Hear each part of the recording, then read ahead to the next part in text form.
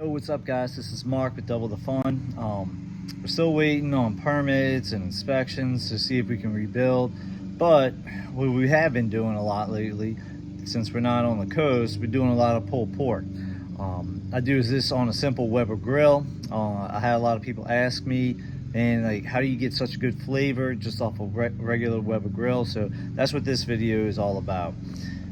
All right, I want to show you guys my setup. This is just a normal Weber grill. What I do, and this will make more sense in a second. So first, I have moisture. I have a little tuna fish can. I have like two just normal pecans or corn cans or something like that, and I just fill them up with water. As the grill heats up, the water is going to evaporate. So what I've done here, I've taken two just normal old bricks, laid them in the grill, and then I've lined this side with just normal charcoal briquettes, and then this is just a piece of seasoned oak wood. You don't want something fresh that's going to be green. You want something that's been dead for a while. 6 months is good. If you have it a year, that's even better. So the way this works, and this is almost a completely hands-off, you have to check it maybe once an hour way. So I'll put a little lighter fluid here and I'll start it, and then the fire will slowly go all the way across, all the way over here. And as it goes across, it's going to keep that temperature at about 275 degrees on the inside of the grill. And you have to really tend to the grill very little, because it's just going to slowly come across. Now the oak wood is not actually going to catch on fire. It's going to sit there and smolder, and that's what's going to give everything, the pork, its flavor. All right, so as you guys can see, coals have kind of started going. It's not really ready yet, but I got the pork butt on the grill, and now it's time to season. Now what I use is this stuff called butt rub, Bad Brian's butt rub. You can get this at Sam's. Really, I think any kind of seasoning will work. Just standard seasoning. You can make your own. I've got a lot going on. I don't have the time for that, and this comes out absolutely perfect. So what you want to do, you see I've scored it. Just take your knife and just make some X's in the top fat, and what that'll do, that'll help the seasoning really get down and penetrate into it. And I'll do that in just a second. All right, so this is what it looks like when it's all seasoned up. I mean, you can't be extremely liberal with your pork butt. Make sure you rub it in and your hand looks like this when you're done. So one thing that I do like to do is, there's a bone in the pork butt right here. So what I like to do is face that when I start it towards the fire, and that'll actually heat up more and help the heat kind of go across. So now all we really have to do is we're just going to shut the lid, bring it up to temperature. You want the internal temperature. I've known this because I've cooked on this grill quite a bit. You want it to be about 275 over where the pork butt is. But the way this grill's thermometer is, the thermometer is actually going to be over the fire. So the fire from here is about 100 degrees more than over here. So I want, because of the thermometer is going to be over here, I want it to be about 375. Now if that goes to 400, even 425, that's okay. If it drops down to like 350, 325, that'll be okay too.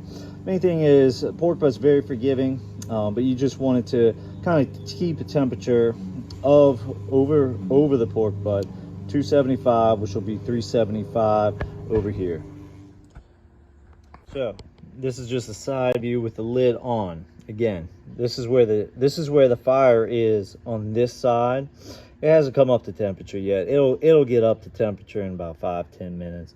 But what you want to do is you want the fire be on one side, smoke to come over the meat, and then it'll come out on the vent on the back side. And now you will have to adjust this vent, and then there's also one on the bottom as well that you're going to want to adjust too. So if the fire gets too hot, close the vents. If the fire gets too low, open them up, give the fire a little more oxygen. And so we're going to check back on this thing about 10-15 minutes, make sure that temperature comes up, and then from there we're just going to check it about once an hour throughout the day. All right guys, it's been a few hours. It's about 350 on the grill. Open it up. Ooh, boy, does that look good. All right, I'm gonna take a thermometer. I'm gonna stick a digital thermometer in there. Let's see what temp we're at. Coals, you see the coals kind of burned up, not completely, but looks like we're sitting at 153-ish. All right, you want it to get about 203 to 205. I'm gonna stick this back on here. So what we're gonna do is we're gonna go get some aluminum foil. I'm gonna show you guys a secret trick to keep it moist and sweet with the aluminum foil. Be back in a sec. All right, now I'm gonna try and do this with one hand while I'm filming.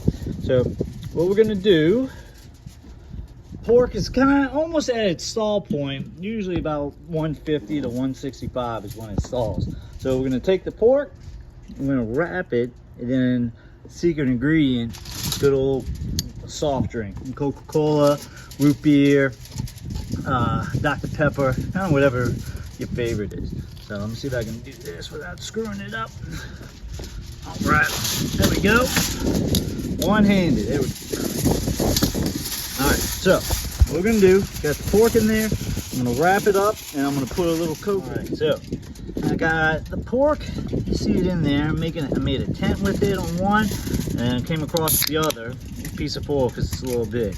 Now, what you wanna do is you're gonna pour about half a can of Coke, or like I said, if you got root beer, you can do that. If you got Dr. Pepper, you can use that as well. So that's good. I'm gonna close this up real good, make sure it's crimped, and then I'm gonna take it, another piece of foil, put it on top. And what that's gonna do, that's gonna steam it. And we're gonna keep that, doing that for about another 2 hours or so, and then we're gonna be able to, we're gonna check the temperature on it, and at that point, hopefully we'll get past the stall, and then we'll get back, you know, we'll be close to that 200 mark. All right, guys, we're back. It's been several hours. It's still holding at 350. I had to add a little bit of wood on here. Ooh, boy, but look at that, man. That looks good. All right, I got the digital thermometer out again. I'm gonna turn this on. I'm gonna take, the cool thing about foil is that we can take the internal temperature of it. And right now, what's this thing? Here, 81 degrees. And I'm gonna stick the thermometer just in the middle here. And as you stick it in, you kind of feel if there's any resistance or not for the pork. Let's watch this temp.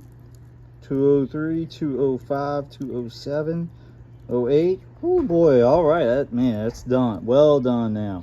Good cool thing about pork, you can't really overcook it. As long as you get it up to temperature, it's gonna stay there. We're gonna pull this off and set it inside. We're gonna let it cool for probably about 20 minutes or so. And then I'll show you guys an easy way to shred it. All right, see you guys soon. All right, now let this thing rest. Open up the foil tent. And the juices is leaking out, but that's okay. Ooh, this is hot. Oh man, that looks like some good pork there. All right, so gonna let this cool off just a little bit. It's still really hot. I want all the juices that's in the pork to stay in there, and we're gonna shred it in just a minute. All right, we will be right back. All right, man, we're back. I took it out of there. Now, pork actually has an internal thermometer. It's this bone, and so you see how that bone just comes right out. Everything, ooh, that is steaming hot. The bone comes right out. Ooh, and just throw that in the trash. And now, I'm gonna hand the phone off to my assistant, Miss Cameron. Miss Cameron's gonna hold the phone and show you guys how I shred it here. All right, so first thing on the top here, this is Cameron's favorite. I'm gonna save a little piece for her right off the bat. Take a bite. What you think? Best pork ever. All right. Can I have a whole plate of this? Yeah, well, we gotta share some. Now you see all this juice? It looks like a lot, but once I shred it, it's going to get absorbed with the pork, and it's going to give it a very juicy, and also it's also going to add some sweetness because there's a lot of coke in there. So how I shred it, I just take 2 forks and just pull it apart. You can see how easy it shreds here. So we're just going to do this, and it's going to shred. It's going to shred up really good. Now, see here, man, that is a good smoke ring on that, and this stuff is just falling apart. So this is going to be some super juicy, tender pork. And then when we come back, we're going to have a couple little taste testers that are going to tell me how this compares to the normal pork that they get. We'll be right back. All right, we got my taste tester, Matthew and Cameron. Matthew can't wait to eat it. What do you think about it, Matt? Is that good? That's really good? Cameron, oh my gosh, that's the biggest bite. All right. I'm a dog. No, Cameron, is that good? Delicious. All right, let's see. Lucy, let's see what the real puppy thinks of it. Oh, you like it? Oh, that tail's wagging. That's a happy puppy. Happy puppy, happy kids. Thanks for watching, guys. We'll see you next time.